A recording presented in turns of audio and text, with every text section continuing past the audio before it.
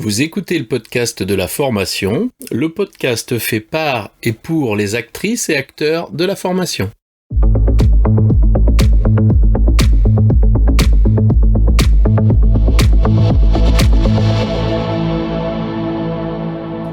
Bonjour et bienvenue. Je suis ravi de vous recevoir sur le podcast de la formation, dédié aux formatrices qui souhaitent profiter de retours d'expériences terrain qui fonctionnent et de stratégies détaillées étape par étape. Chaque épisode vous permet de mettre en place des actions immédiates et d'obtenir des résultats efficaces et concrets. Bonjour, bienvenue sur le podcast de la formation. Nous recevons aujourd'hui Julien Charles, CEO de Seven Shape. Julien, peux-tu te présenter ? Oui, salut Laurent. Alors moi je m'appelle Julien Charles, je suis le CEO ou le PDG de Seven Shapes. Moi j'ai fondé l'entreprise en 2017 et ensuite je me suis associé avec quelqu'un qui venait spécifiquement du jeu vidéo. Vous comprendrez ensuite pourquoi, tu comprendras pourquoi. Et donc moi je viens de l'industrie, donc je suis un ancien d'une grande entreprise, ensuite je suis passé consultant et mon domaine d'expertise c'est ce qu'on appelle l'excellence opérationnelle ou l'amélioration continue ou le lean management. Donc c'est tout un champ de méthodes qui permettent d'améliorer les flux de production, les stocks, la qualité, d'être plus efficace, de réduire les gaspillages dans une entreprise. Et donc quand j'ai été consultant pendant 7 ans, donc j'accompagnais tout un tas d'entreprises, de la TPE jusqu'aux grands groupes en France et à l'international, à mettre en place ces méthodes-là. Et en parallèle de mes missions de conseil, je faisais beaucoup de formations. Et on faisait beaucoup de formations en mode jeu de plateau. Donc jeu de plateau, présentiel, avec des PowerPoint, des jeux, etc. Donc c'était beaucoup de présentiel. Et ça posait des problèmes logistiques en fait déjà, c'est-à-dire que souvent fallait se balader avec les valises de jeu, fallait toujours avoir une salle à disposition, avoir assez de place, avoir assez de monde, mais pas trop bébé, pas trop. Et il fallait comprendre tous les jeux de plateau, donc il y avait un onboarding en fait des différents formateurs qui était assez long, et pour être à l'aise avec les jeux c'était très long. Donc de là est née l'idée, je me suis dit tiens, déjà pour éviter cette logistique, est-ce qu'on pourrait digitaliser ces différents jeux ? Oui. Donc le principe d'un jeu de plateau c'est que c'est une simulation en fait, et dans lequel je vais manipuler et je vais pouvoir améliorer une mini ligne de production en appliquant les principes du lean. Et donc cette idée de digitaliser c'était pour enlever cette partie logistique et de reprendre les codes du jeu vidéo qui sont, quand je démarre un jeu vidéo, j'ai pas besoin de lire une notice de 400 pages pour comprendre comment ça marche. Donc l'idée c'était ça. Donc c'est ce qu'on appelle la gamification dans le jargon du learning quoi. Et moi j'y connaissais rien à ça, donc je me suis associé à Frédéric Covindomi qui elle gérait un studio de jeux vidéo depuis 18 ans. Et je suis venu avec mon jeu de plateau et j'ai dit tiens, est-ce qu'on pourrait digitaliser ce jeu qui était un premier prototype ? Et elle m'a dit ok. Et de là est née l'aventure Seven Shapes. Donc ensuite on s'est associé vraiment en 2018, on a levé des fonds en 2019, on a fait nos premières formations fin 2019 puis jusqu'à maintenant. Et donc aujourd'hui on a plus d'une centaine, plus de 120 clients et pas mal de grands comptes. À la base on visait plutôt les PME et les TPE, puis ça c'est en train de se faire mais ça a mis un peu plus de temps que prévu. Les écoles et on a plus de 8000 utilisateurs sur la plateforme maintenant. Et donc notre solution c'est en fait on va accéder à une usine virtuelle qui assemble des drones qui fonctionne pas très bien et la personne il connaît peut-être quelques outils mais il connaît rien du tout. Et l'objectif, c'est d'améliorer cette simulation en apprenant en parallèle les principes du lean, quoi. Voilà. C'est une situation que tu fais vivre en centre ou tu fais vivre cette situation sur site, chez les gens, maintenant que tu es digitalisé ? Ouais, alors en fait, on a un modèle à la base. Le modèle, on voulait faire du total distanciel. Donc que les gens se connectent, se forment et puis c'est fini. En fait, on s'est rendu compte que notamment avec des échanges avec les clients, qu'en fait c'était pas mal d'avoir des choses donc très asynchrones, donc là les gens se forment en autonomie, et des choses synchrones. Et ce qu'on fait en synchrone, c'est notamment pour la certification, c'est des classes virtuelles.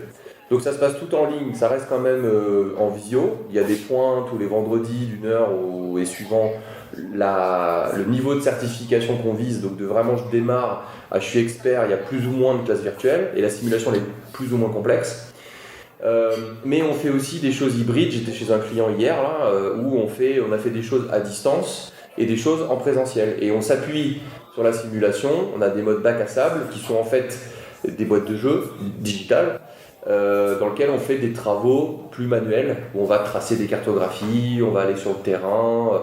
Donc on mixe le learning beaucoup en fait, on fait des fois 100% en distance, du distanciel avec du synchrone ou de l'asynchrone ou de l'asynchrone, et des fois on fait du synchrone asynchrone plus présentiel.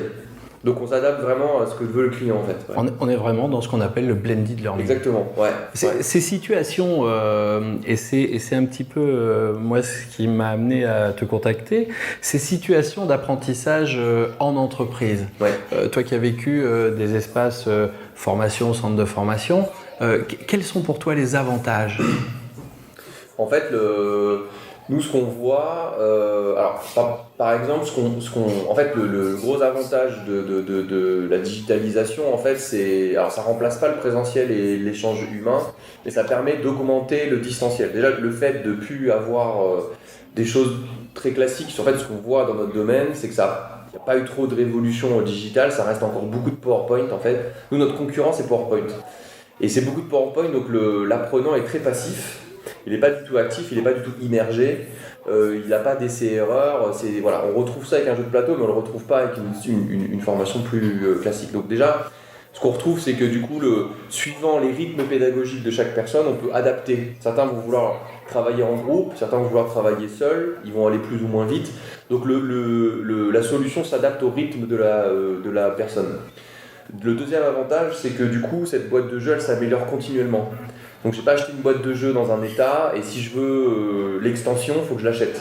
L'extension, en fait, elle est toutes les semaines et toutes les 2 semaines, on met à jour et on va améliorer des choses au niveau des interfaces, des nouveaux outils, on va compléter les modules, on va améliorer la navigation par exemple. Et ça, c'est un autre avantage. Le troisième avantage, c'est que du coup, la prise en main, elle est hyper rapide parce qu'il n'y a pas d'onboarding à faire, il n'y a pas de notice à lire.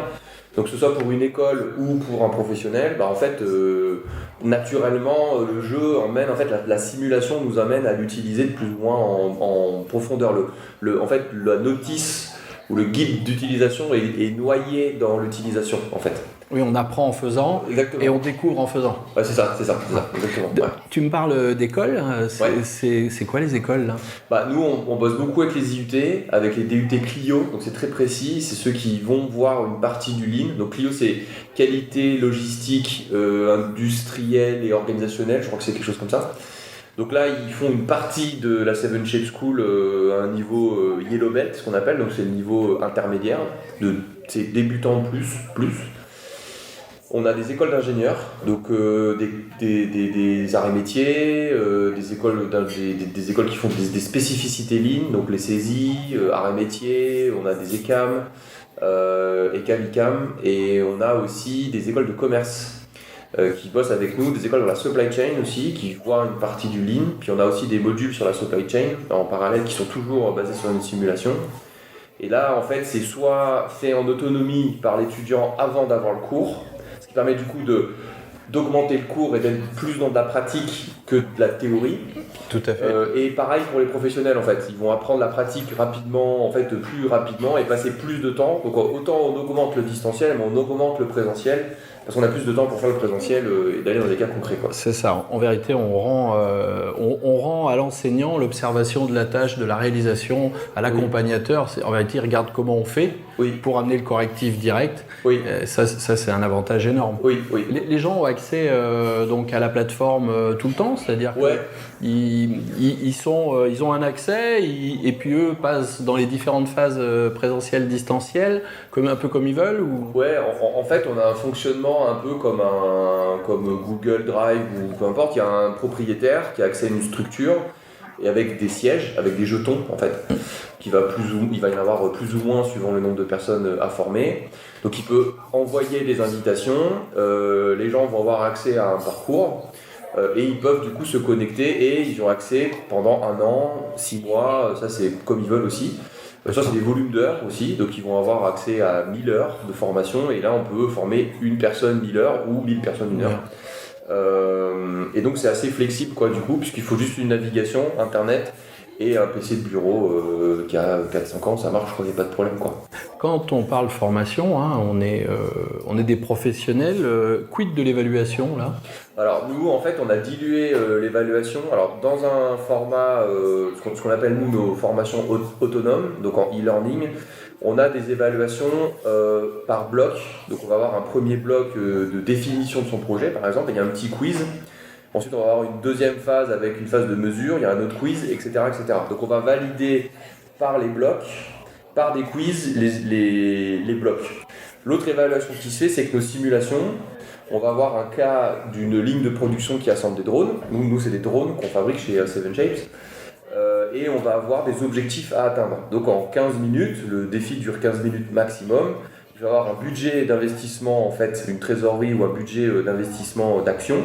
Je vais avoir accès à quelques actions et je dois atteindre des objectifs de sécurité, qualité, des délais, des performances, etc. Donc si le joueur arrive le défi, c'est-à-dire qu'il a compris les principes. En général, il leur faut 2 ou 3 coups pour réussir. Donc il y a une évaluation par l'essai-erreur qui se fait naturellement, plus les quiz. Et ensuite, à la fin de tous ces parcours, il y a toujours un gros quiz qui reprend un peu c'est une préparation à la certification. Donc si les gens ne sont pas en certification, ils font comme s'il y avait une certification avec un petit certificat.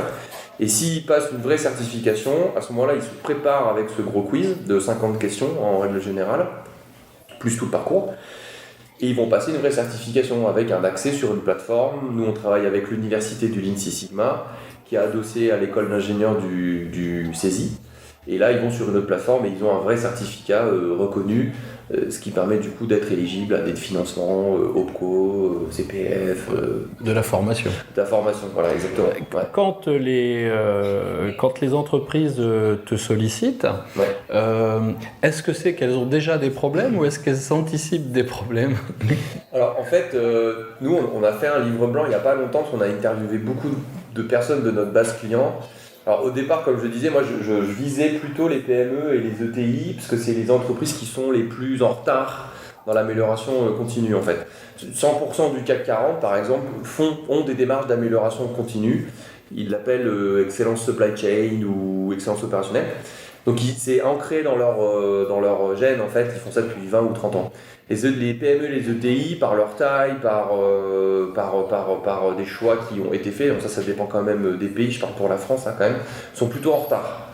Donc elles n'ont soit pas conscience que ça peut leur apporter de l'efficacité, du bien-être, de l'ergonomie, de la sécurité, soit elles ont conscience mais elles ne savent pas par quel bout le prendre, et pour ces deux personas, ces deux premiers, il faut d'abord qu'ils se fassent accompagner par un consultant. Pour le troisième persona, pour le moment, c'est plutôt les grands groupes. Eux, ils ont déjà, en fait, très souvent des e-learning, qui sont souvent assez obsolètes, et ils souhaitent, et qui prend beaucoup de temps, ou qui sont assez peu faits. Ils se rendent compte qu'en fait, ils ont une perte de connaissances, parce qu'il y a un turnover naturel dans les entreprises qui fait que les gens qui savent partent ou changent de poste. Et donc, ils ont besoin de former tout le monde, en fait. Et se former tout le monde, c'est compliqué. Enfin, il y a les nouvelles générations qui arrivent et les mettre en face d'un PowerPoint pendant 8 heures ou 12 heures en autonomie, c'est pas trop ce qu'ils veulent.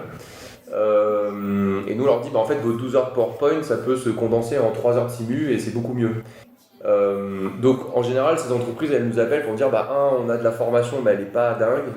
Donc, on aimerait bien la digitaliser. Donc, ils prennent tout ou partie de nos modules. On peut les intégrer aussi dans des modules existants. Et on discute beaucoup avec les RH aussi pour essayer d'intégrer ça dans des parcours. Avoir une partie connaissance, puis une partie compétence, qui peut être plus ou moins coachée par des gens de chez Seven Shapes, par des freelances qui bossent avec nous ou par moi-même, ou des gens qui sont déjà des experts en interne. Et on leur donne la solution digitale pour qu'eux fassent leur job qui est d'accompagner les gens sur le terrain. Donc, après, suivant les niveaux, si on forme un opérateur ou un directeur, ou on veut juste une sensibilisation du comptable, ou du DAF ou du contrôleur de gestion, on va choisir plus ou moins différents types de parcours, des très simples jusqu'à des complexes, et différentes modalités pédagogiques. Les opérateurs Par exemple, on fait plutôt du présentiel et un peu du distanciel et du présentiel. Et à ce moment-là, ça se passe comment? Vous accompagnez l'entreprise dans ses choix à travers la lecture du catalogue? Ça se présente comment? Ouais, en fait, nous, souvent, on leur présente la plateforme, on leur présente la simulation et le principe. Ensuite, on leur présente les différents modules. Donc, on a plus de 150 modules de formation. On en a pré-packagé certains, white belt, yellow belt, green belt et black belt, donc du plus simple au plus complexe. Et dans ces parcours, ils peuvent nous dire, nous, on est intéressé par 80% de ce parcours ou 100%. Et on leur pose des questions sur c'est quoi vos besoins, où en est l'amélioration continue chez vous, c'est quoi les outils qui vous manquent le plus, et on peut focus sur quelques outils et dire nous, ce qu'on vous conseille de notre expérience, c'est de faire cette partie à distance, en autonomie ou en petit groupe, dans une salle qui est déjà dédiée. Souvent, les grandes entreprises ont des salles, des plateformes avec des ordinateurs et ils peuvent se connecter. Puisque souvent, les opérateurs n'ont pas forcément, ou les managers de proximité n'ont pas tout le temps des adresses mail, parce qu'il faut une adresse mail quand même. Après, on a des formats où il n'y a pas besoin d'adresse mail. Et puis ensuite, on leur dit, l'idéal, c'est qu'une fois qu'ils ont vu les outils, c'est tout de suite 1 heure ou 2 de théorie et puis 1 heure ou 2 de terrain. Comme ça, pour ancrer directement. Puis en fait, après, ils font le petit quiz ensemble, ou chacun de leur côté, puis ils ont leur certificat derrière, quoi. Du coup, ça nécessite quelque chose, c'est l'implication des managers ça à chaque fois? Exactement, ouais. En fait, il faut que le manager soit impliqué, il faut que le DRH ou le RRH soit impliqué. Des fois, dans les grands groupes, il y a ce qu'on appelle les digital learning managers ou des learning digital managers, je ne sais pas dans quel sens c'est. Et en fait, ils intègrent ça en fait, quoi, dans leur cursus, quoi. Donc oui, il faut que tout le monde soit bien impliqué. Ouais. Parce que souvent, ce qu'on voit nous dans les centres de formation classiques, c'est que des gens viennent en formation pour se former à des choses qu'ils ne mettront même pas en pratique. Oui, alors en fait, nous c'est assez intéressant parce que quand même très souvent c'est des gens qui vont pratiquer à 90%, mais parfois on a des personnes dans les entreprises qui nous disent je sais qu'il y a un projet d'amélioration continue qui va être mis en place. J'aimerais juste m'intéresser, je voudrais avoir les bases, d'où ça vient, pourquoi ça existe. Je pratiquerai peut-être pas, mais du coup ce format asynchrone me va très bien, gamifié, j'en ai pour 2-3 heures, ça me va très très bien, quoi. Donc on a aussi ces personnes qui veulent juste se sensibiliser et qui ont le choix entre plein de supports et qui disent je vais prendre le support plus cool, mieux, et donc ils passent par le jeu, quoi. Ouais. On parle là de choses structurées, une entreprise, des pôles, de production, RH, administratif. T'as des gens qui viennent se former tout seuls, des personnes lambda, c'est quoi leur profil, ces gens-là? Ouais, alors en fait on a quand même des gens de PME et de TI qui viennent se former parce que le dirigeant a compris que c'était intéressant et il a besoin d'un relais. Donc ça c'est quelqu'un qui est déjà câblé amélioration continue ou qui en fait sans trop le savoir parce que c'est beaucoup de bon sens en fait. On parle de bon sens paysan. Et lui il veut juste avoir un niveau pour voir tous les outils qu'il ne comprend pas ou qu'il n'a pas vu. Donc souvent le manager pousse, le directeur ou le manager pousse pour que cette personne-là gagne.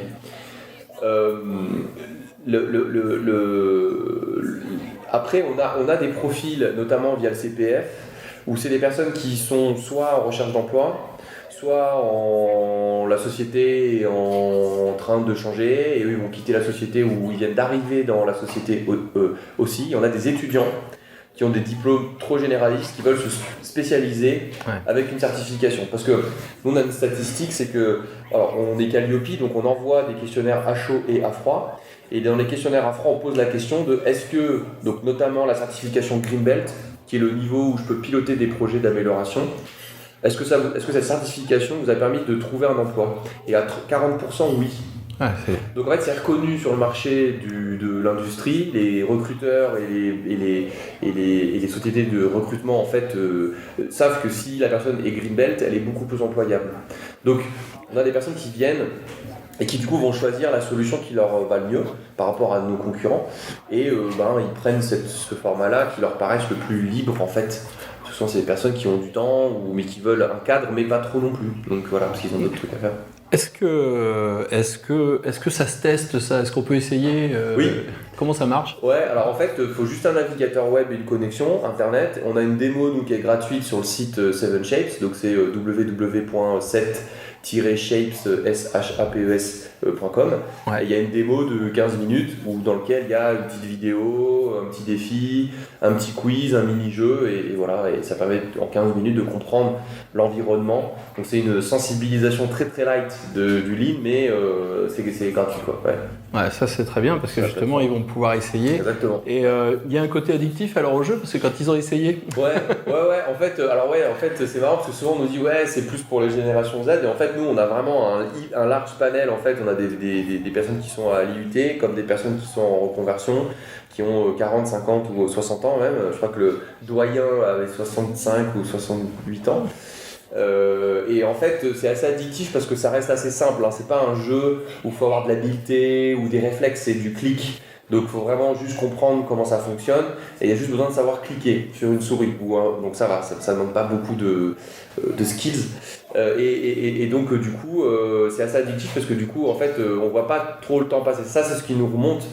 On voit moins le temps passer puisque c'est pas linéaire. On a des phases où il y a des défis, donc on est un peu sous stress. Puis des phases où c'est la vidéo, donc c'est un peu plus passif. Des phases de quiz où vous faites dans la réflexion. Puis on enchaîne. C'est des micro-learning, en fait, ça dure 5-10 minutes max. Et puis donc on peut se former 5 minutes ou 1 heure. Et en fait, souvent, les gens ils passent rapidement 2-3 heures sur la formation. Là où passer 2-3 heures sur un PowerPoint, c'est quand même un petit peu plus long, quoi. Ouais, faut en vouloir. Faut aimer, quoi. Ouais, voilà. Dans la dimension, tu dis je peux y passer 5 minutes, quand je reviens, techniquement ça reprend où j'avais arrêté. Oui, je ne me retape pas tout. Non, c'est on enregistre la progression, donc si on a 5 minutes, on fait à 5 minutes, mais les modules qui sont faits quoi. Et on reprend au module qui n'est pas fait, quoi. Aujourd'hui, qu'est-ce que tu dirais, toi, à des responsables d'ETI? Alors, on sait ou on ne sait pas, hein, que notre pays, la structure industrielle, justement, ces ETI, c'est ce qui nous fait défaut. Ouais. Parce qu'on aurait besoin d'entreprises beaucoup plus agiles, beaucoup plus de taille intermédiaire, justement. Ouais. Et qu'est-ce que tu pourrais dire à des responsables de TPME, de PME, de TI? Qu'est-ce que tu pourrais leur dire, toi, pour leur donner envie de venir faire du lean? Avec toi, surtout. Ouais, alors en fait, ce qu'on constate, c'est que moi, en fait, dans mon board d'investisseurs, j'ai des personnes qui ont des ETI et des PME, qui sont dirigeants, en fait. Donc forcément, c'est des gens que j'ai connus, parce que je les ai accompagnés un petit peu. Et en fait, je pense que la première chose, c'est déjà, est-ce qu'ils savent ce que c'est, et ce que ça peut leur apporter. S'ils savent et qu'ils connaissent par des précédents jobs ou parce qu'ils connaissent, après c'est se poser la question de est-ce que leurs équipes connaissent ou pas. S'ils sont convaincus mais qu'ils ne savent pas trop par quel bout le prendre, moi je leur propose plutôt de se faire aider par soit d'aller voir une entreprise plus grosse qui a appliqué ça pour échanger avec un autre dirigeant ou un autre manager, de se faire accompagner potentiellement par des sociétés de conseil. Il y en a plein, il y a des freelances, il y a des grosses boîtes, donc là pareil, nous on travaille avec des réseaux, et une fois qu'ils sont convaincus, ils vont vite se rendre compte que leur puissance en fait de frappe passera par leurs employés, et qu'il faut que leurs employés comprennent comment ça fonctionne pour qu'ils n'aient pas l'impression que ça leur tombe dessus et qu'ils ne savent pas trop pourquoi, et que on tombe dans des travers du lean qui sont du cost killing ou dégraisser les entreprises, et c'est pas du tout le cas. L'objectif c'est plus de regarder tout ce qu'ils font en plus et qui marche pas très bien, ce qui fait que le produit met plus de temps à sortir de la ligne, ce qui fait que les gens s'embêtent, se cassent le dos ou des choses comme ça. C'est ça en fait qu'on va venir attaquer, qu'il y a des problèmes qualité.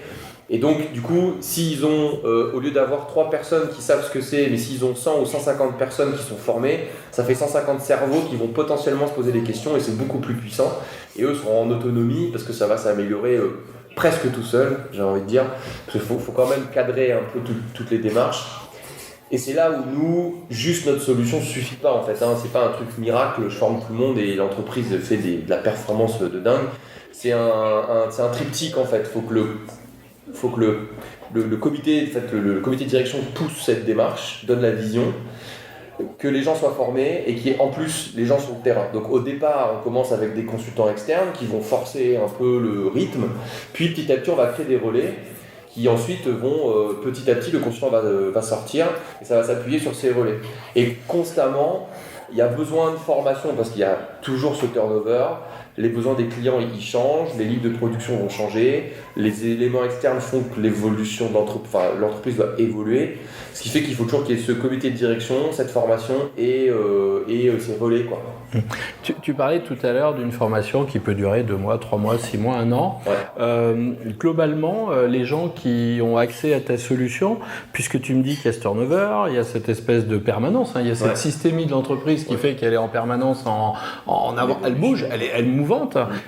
Les gens restent abonnés Ouais, en fait, nous, on a 70% aujourd'hui de renouvellement dans notre chiffre d'affaires et 30% de nouveaux clients. Alors c'est nouveau, en fait, il a fait effet parce qu'en fait on a beaucoup de demandes et on n'arrive pas à tout absorber, mais on focus beaucoup sur ces différents clients parce qu'en général le schéma classique c'est je vais former des green belt ou des black belt pour leur donner le niveau, souvent c'est des gens qui ont déjà pratiqué. Ils vont faire une partie connaissance, puis on peut les accompagner sur de la compétence terrain, donc avec du coaching. Et là, ils vont faire un vrai projet qui va, leur apporter à eux et 2, apporter à l'entreprise aussi. Et ensuite, rapidement, ça va donner envie à d'autres de se former. Ça va donner envie de faire des niveaux intermédiaires du yellow, puis des white. Et de tous les ans, en fait, ça va bouger. Et vu que les entreprises sont plus grandes, du coup, ils vont dire, ok, je vais garder ça. Et puis tous les ans, ils vont renouveler des licences parce qu'ils vont continuer tous les ans à refaire des piqûres de rappel sur des niveaux white belt ou des kits. On a des kits rapides pour apprendre. Et dès qu'ils auront besoin de dire, tiens, il y a un outil sur la résolution de problème, il y a 3 méthodes, et revoyons en 5-10 minutes les bases et puis on se fait une résolution de problème. Donc quotidiennement, ils vont venir picorer en fait notre contenu. C'est le snacking. Et c'est du snacking, quoi, exactement. C'est du snacking, c'est au moment où ils ont besoin, ils ont accès à la ressource. C'est ça, exactement. On est vraiment dans la dimension de la formation qui amène, entre guillemets, une solution opérationnelle. Ouais, c'est ça, exactement. On n'a pas ce décalage entre ce que j'ai pu apprendre il y a 3 mois, que j'utiliserai peut-être bientôt. Oui, c'est ça. On n'a pas ça. Du coup, c'est très intéressant parce que les gens qu'on forme n'ont pas cette dimension de ça sert à rien, quoi, leur truc, quoi. Oui. Parce que quand ils ont goûté une fois et qu'ils ont mis en œuvre, ils mesurent le résultat. Oui, c'est ça. Ça, c'est vraiment, c'est vraiment excellent de proposer ça au sein de l'entreprise. Ouais. Tu nous as parlé alors on a un peu compris de dimension industrielle, voilà. Et moi, le monde qui m'intéresse, c'est le monde de la formation, des centres de formation, tout ça. C'est praticable, vos méthodes, dans un centre de formation qui serait grand? Alors en fait, nous on a démarré par la partie industrielle manufacturière, donc c'est du lean manufacturing. On a aussi des modules sur du service, donc là qui va s'adresser à des banques, à des bureaux d'études, à des administrations par exemple. Et on a sur la supply chain, donc là c'est un peu différent, c'est plutôt comment je vais gérer des fournisseurs avec des clients et des flux. Donc sur un centre de formation, si c'est pour optimiser, améliorer le centre de formation, c'est plutôt donc, du service. Donc là oui, ça peut s'appliquer. Donc on a des modules là-dessus. Et après, en fait, au-delà de ça, en fait, la partie formation et école, c'est pas un gros chiffre d'affaires pour nous en chiffres. C'est beaucoup de monde quand même en fait. Mais c'est en fait ce qu'on pousse, c'est de dire en fait ce qui était fait en 3 jours de théorie, vous pouvez le faire en 1 journée en fait avec nous. Et donc les 2 autres journées peuvent être de la visite d'entreprise, du cas concret, etc., etc. Donc il y a un changement quand même dans les formations, dans les universités à faire. Et ça fait naturellement monter en compétences les formateurs. Donc il faut aussi que les formateurs soient bons, soient meilleurs en fait, pour qu'on puisse aller sur des points un peu d'expertise. Et c'est là où on voit que du coup les universités comme le CESI font de plus en plus appel à des freelances qui pratiquent tous les jours. Mais du coup sur un centre de formation on pourrait faire de l'amélioration continue, bien sûr. On parle tout à l'heure de consultants, on a autour de nous beaucoup de consultants. Ces consultants souvent font de la formation. Ils peuvent relayer ton produit, ils sont redistributeurs, revendeurs, ouais. Comment ça marche? En fait ça dépend. Soit c'est des personnes qui ont une school à leur image, on peut aussi mettre une marque blanche, mettre leur logo de leur entreprise. Et ensuite ils vont vendre cette school, donc ils vont nous acheter des licences et ils les revendent derrière dans un package mission plus formation plus accompagnement par exemple. Oui. Mission de conseil plus accompagnement. Soit ils sont apporteurs d'affaires, donc là à ce moment-là ils vendent pour nous puis on leur rétribue une partie du chiffre d'affaires. Soit certains sont aussi formateurs pour nous. Donc on les forme à la Seven Shape School, donc on les forme pas au Lean, on les forme à la pédagogie qu'on utilise et à la manière d'animer une classe virtuelle, de suivre des students, on les appelle nos students, et de les accompagner au mieux. Donc on a un forum qu'on anime, etc. derrière en plus pour créer cette communauté. Donc il y a plein de manières en fait de travailler avec nous. Qui peut être commercial ou non, ou juste du partenariat, quoi. Très bien. Qu'est-ce que tu dirais pour conclure à une entreprise qui hésite à mettre en place ce process et avoir recours à tes produits? Moi, ceux qui hésitent, en fait, je leur dis, ça dépend à qui on s'adresse, mais si on s'adresse aux chefs d'entreprise, c'est plutôt, est-ce que vous êtes satisfait du niveau de service que vous honorez à vos clients, donc de vos délais, de vos coûts, de tout ça. Si c'est des personnes plutôt du management intermédiaire, c'est est-ce qu'ils sentent qu'ils ont la main sur le processus, enfin qu'ils arrivent à maîtriser ou qu'ils sont dans la non-maîtrise et l'instabilité. Si c'est le cas, c'est qu'on a dit qu'il vaut mieux faire de l'amélioration continue. Et au niveau du terrain, est-ce que les opérateurs sentent qu'il y a des améliorations à faire mais qu'ils ne sont pas écoutés, qu'ils n'ont pas de moyens de remonter ou qu'ils se sentent un peu démunis? Si les entreprises cochent ces 3 cases, là il vaut mieux qu'ils s'y mettent. Ensuite après, suivant leur niveau de maturité, encore une fois, ils peuvent utiliser notre solution pour s'acculturer et après se faire accompagner et se faire aider sur le terrain, parce que ce qui compte quand même, c'est d'acter sur le terrain, quoi, hein. Mais on passe toujours par une phase de théorie. On peut pas. Moi, je faisais beaucoup d'interventions où je me rendais vite compte qu'en fait la lenteur du projet venait par la méconnaissance de la théorie. Oui. En fait. C'est-à-dire que si j'arrivais avec un groupe qui avait déjà la théorie, ça allait beaucoup plus vite, on allait sur le terrain plus vite et on mettait des choses en place et le changement se voyait en fait. Donc le changement doit d'abord se passer dans la tête et ensuite il se passera sur le terrain, quoi.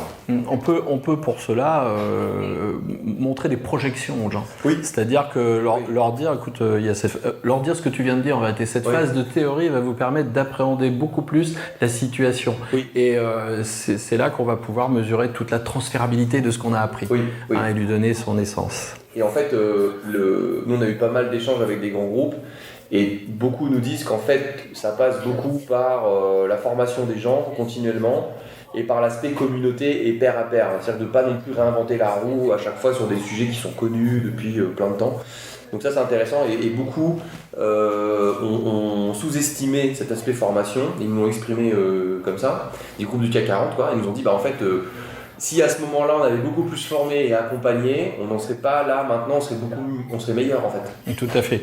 Moi, j'ai vu il y a quelques temps, j'ai été sollicité sur un espace qui consiste à mettre en relation les équipes de différentes entreprises confrontées aux mêmes problématiques, mais pas dans le même secteur. Et en vérité, on se rend compte que ces gens-là ont des intelligences opérationnelles qui viennent se compléter et ils créent des nouvelles situations d'apprentissage. Ça, c'est quelque chose de défaire les îlots. Je trouve que c'est quelque chose qui apporte vraiment dans le sens de la formation, puisque on n'hésite plus à partager son savoir du fait qu'on reçoit autant qu'on donne. Ça devient hyper opérationnel et fonctionnel. Et c'est vrai que ça, c'est un axe en fait, nous, de développement, l'aspect communauté. De faire en sorte que des individus puissent échanger ensemble pour s'aider et peut-être des sociétés puissent aider d'autres sociétés en échangeant, parce que c'est assez peu poreux en fait, c'est assez fermé, les gens échangent pas trop et en fait souvent quand on pose la question à l'entreprise plus grosse, est-ce que je pourrais venir visiter, très souvent c'est oui. Donc en fait l'idée c'est d'essayer de pousser ces échanges là, ça va prendre du temps mais on aimerait bien pousser beaucoup plus ça, quoi. Effectivement d'avoir des points de vue différents et des niveaux de pensée différents qui font que le problème n'est pas pris dans le même angle et qui souvent peut se résoudre plus vite. Bien écoute Julien, je te remercie. Je te remercie de venir échanger sur cette dimension qui peut surprendre. Au cœur de l'entreprise, j'amène l'espace de formation ludique. J'emmène le jeu. Et puis écoute, moi ce que j'invite nos auditeurs, c'est de venir découvrir votre site. Je mettrai le lien dans la description. Venir regarder, tester et n'hésitez pas à échanger, à remettre en question et à venir vous aussi profiter de cette compétence et de ce que vous apporte Seven Shape. Merci beaucoup, Julien. Merci pour l'invitation. Merci Laurent.